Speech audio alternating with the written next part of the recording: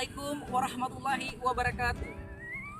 Kami dari kelompok 1 akan memaparkan resum dengan topik sejarah, sumber, dan asas-asas hukum acara perdata. Saya Indrawan, dalam topik ini akan membahas tentang sejarah hukum acara perdata Indonesia. Yang pertama, zaman pemerintah Hindia Belanda. Hukum acara perdata Indonesia yang berlaku saat ini berasal dari zaman pemerintahan Hindia Belanda yang hingga saat ini ternyata masih dipertahankan keberadaannya. Oleh karena itu, membicarakan hukum acara perdata ini dimulai sejak lahirnya hukum acara perdata itu sendiri.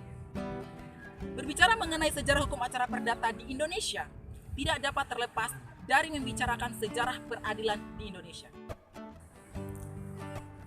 Pada zaman pemerintah Hindia Belanda dahulu, terdapat beberapa lembaga peradilan yang berlaku bagi orang-orang atau golongan yang berbeda, yaitu yang pertama, peradilan gubernemen, yang kedua, peradilan swapraja, yang ketiga, peradilan adat, yang keempat, peradilan agama, dan yang kelima, peradilan desa.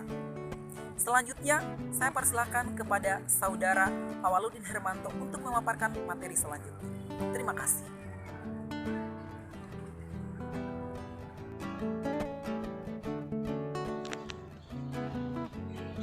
Bismillahirrahmanirrahim. Assalamualaikum warahmatullahi wabarakatuh. Terima kasih atas rekan saya Indrawan sudah memberikan saya kesempatan untuk memaparkan materi.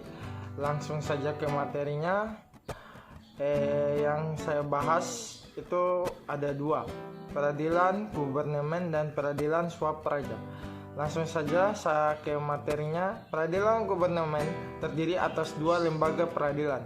Yang pertama, lembaga peradilan yang diperuntukkan bagi golongan Eropa dan yang dipersamakan.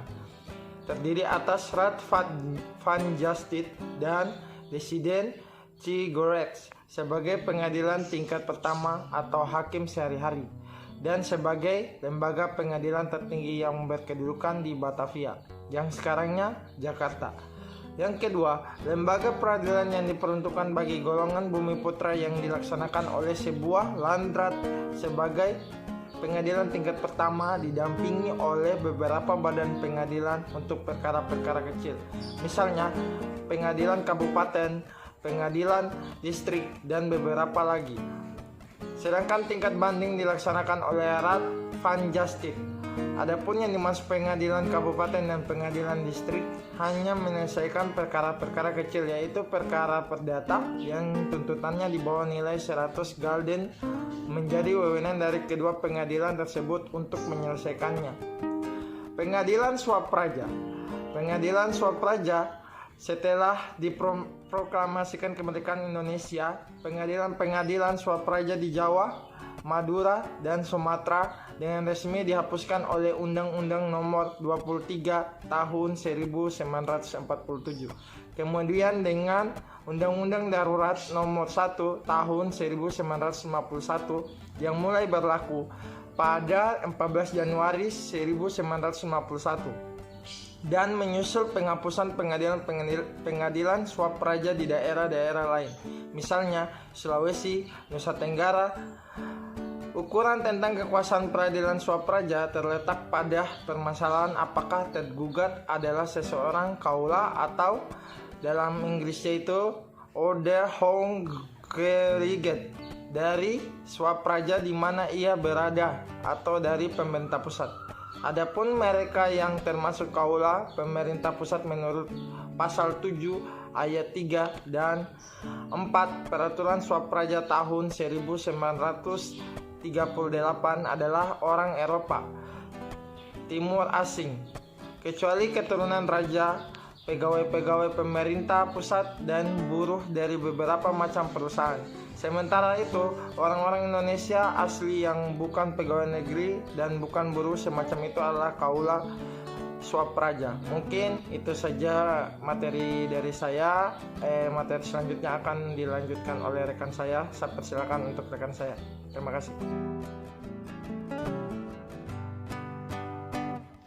Terima kasih kepada Saudara Awaludin Hermanto yang telah memberikan paparannya. Kemudian di sini saya akan memberikan penjelasan terkait peradilan adat.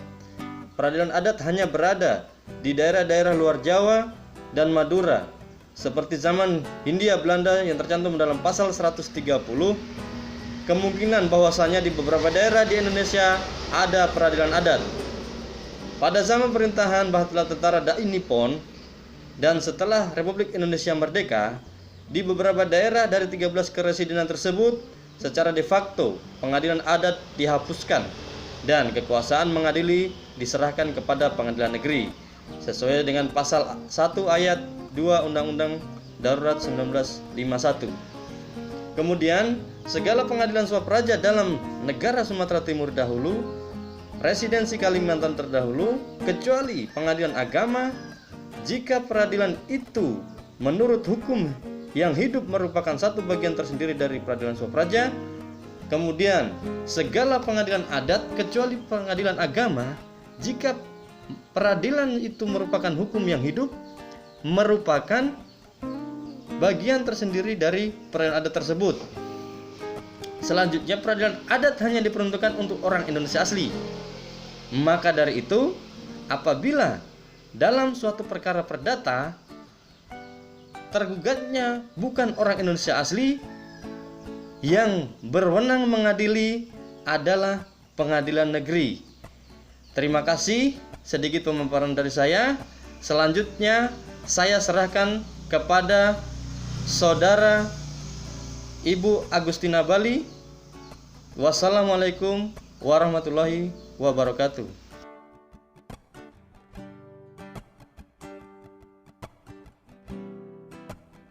Terima kasih atas kesempatan yang diberikan kepada saya. Baik, saya akan melanjutkan pemaparan berikutnya. Pasal 7 Peraturan Peradilan Adat menentukan apabila tergugat lebih dari satu orang dan orang-orang itu sebagian dari orang-orang Indonesia asli dan yang berwenang mengadili adalah pengadilan negeri.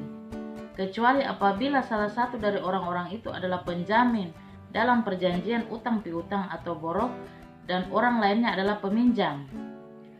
Dalam hal demikian, perkara harus dipecah menjadi dua. Yang satu diajukan kepada pengadilan dari penjamin atau borok, dan yang lain diajukan kepada pengadilan dari orang yang meminjam uang. Pasal 5 dari Peraturan Peradilan Adat memberi kemungkinan kepada kepala daerah menetapkan bahwa orang-orang Indonesia yang terlibat dalam beberapa macam perjanjian perburuhan dan perjanjian pada umumnya, jika ada alasan-alasan mendesak, orang-orang Indonesia tertentu tidak dapat digugat di pengadilan adat. Peradilan agama Islam, baik pada zaman pemerintahan bala tentara Dai Nippon maupun setelah kemerdekaan Republik Indonesia, pemerintah tidak pernah mempermasalahkan lembaga yang satu ini. Oleh karena itu, dapat dikatakan bahwa keadaan peradilan agama Islam masih tetap seperti pada zaman Hindia Belanda. Sekarang peradilan agama merupakan salah satu pelaku pelaksana kekuasaan kehakiman dalam lingkungan peradilan agama. Hal ini diatur dalam Undang-Undang Nomor 4 Tahun 2004 tentang pokok-pokok kekuasaan kehakiman dan Undang-Undang Nomor 7 Tahun 1989 tentang peradilan agama.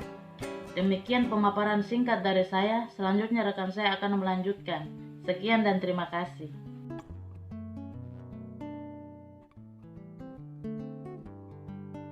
Terima kasih atas kesempatannya. Langsung saja bagian peradilan desa. Peradilan desa ini hingga zaman Jepang dan setelah proklamasi kemerdekaan Indonesia masih dipertahankan di desa-desa pada beberapa daerah di Indonesia. Hakim pada peradilan desa terdiri atas anggota-anggota pengurus desa atau beberapa tetua desa setempat. Hal tersebut dapat dilihat dalam ketentuan pasal 120A akhir pasal 143A RBG yang kemudian ditiadakan oleh Undang-Undang Darurat Nomor 1 Tahun 1951.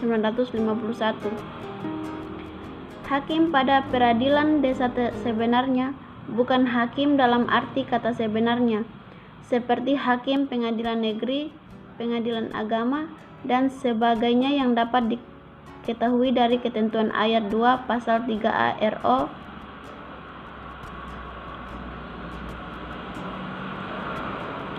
Sumber hukum acara perdata.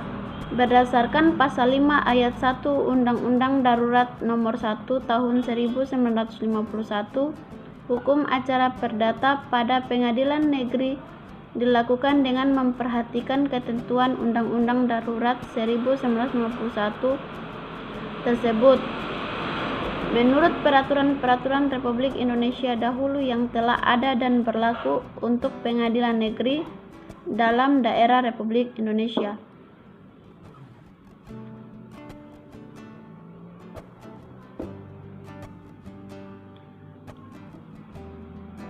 Adapun yang dimaksud oleh undang-undang darurat tersebut tidak lain adalah Het Herzien Indonesisch Reglement atau dalam kurung HIR untuk daerah Jawa dan Madura serta Reglement for de Buitengewesten untuk daerah luar Jawa dan Madura. Jadi untuk acara perdata yang dinyatakan resmi berlaku adalah HIR.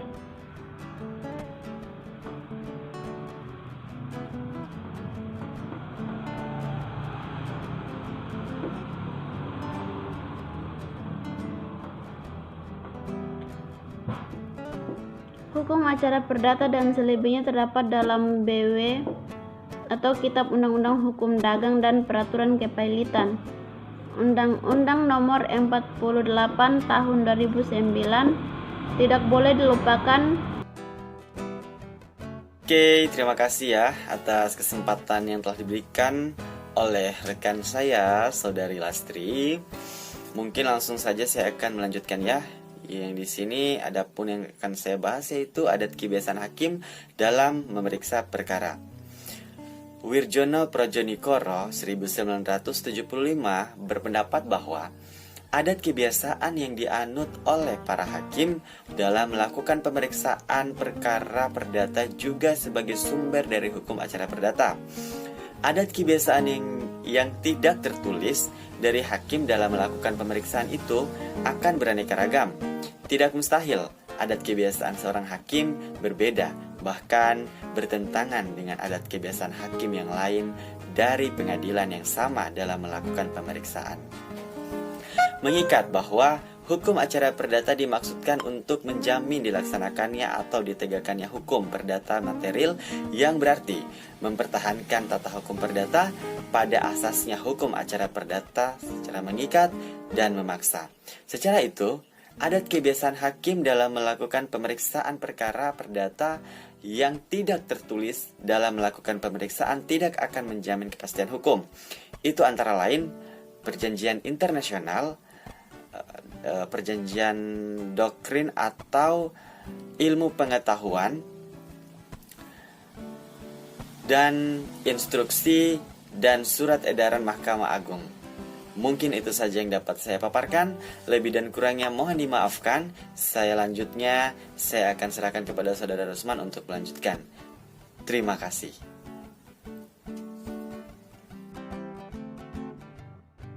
Terima kasih atas kesempatan yang diberikan kepada saya oleh rekan saya Abdurrahman Brawijaya. Di sini saya akan melanjutkan pemaparan daripada rekan saya tadi yang akan saya jelaskan yang berkaitan dengan asas-asas hukum acara perdata. Asas-asas yang menjadi dasar daripada hukum acara perdata yang pertama adalah hakim bersifat menunggu, hakim pasif. Pengadilan dilarang menolak, memeriksa, mengadili dan memutus suatu perkara yang diajukan kepadanya dengan dalil hukum tidak ada atau dengan jelas. Melanjutkan, wajib untuk memeriksa dengan mengadilinya berdasarkan pasal 10 Undang-Undang Nomor 48 Tahun 2009 tentang kekuasaan hakim. Hakim aktif dalam beracara dengan HIR atau RGB. Hakim Indonesia harus aktif sejak perkara dimasukkan ke pengadilan. 27 pemimpin sidang melanjutkan jalannya persidangan, membantu para pihak dalam mencari kebenaran dengan putusan sampai dengan pelaksanaan putusannya atau eksekusi. Karena dalam sistem HIR atau RGB tidak ada keharusan menunjuk kuasa hukum. Seorang yang buta hukum pun dapat menghadap sendiri ke muka pengadilan. keharusan hakim aktif dalam beracara dengan HIR atau RGB mulai tampak pada saat penggugat mengajukan gugatannya. Di sini kita lihat berdasarkan pasal 119 HIR atau 143 RGB menentukan bahwa ketua pengadilan negeri berwenang memberi nasihat dan pertolongan waktu dimasukkannya gugatan tertulis baik kepada penggugat sendiri maupun kuasanya. Hal ini bahwa hakim tidak memihak. Di sini hakim hanya menunjukkan bagaimana harusnya bentuk dan isi sebuah surat gugatan.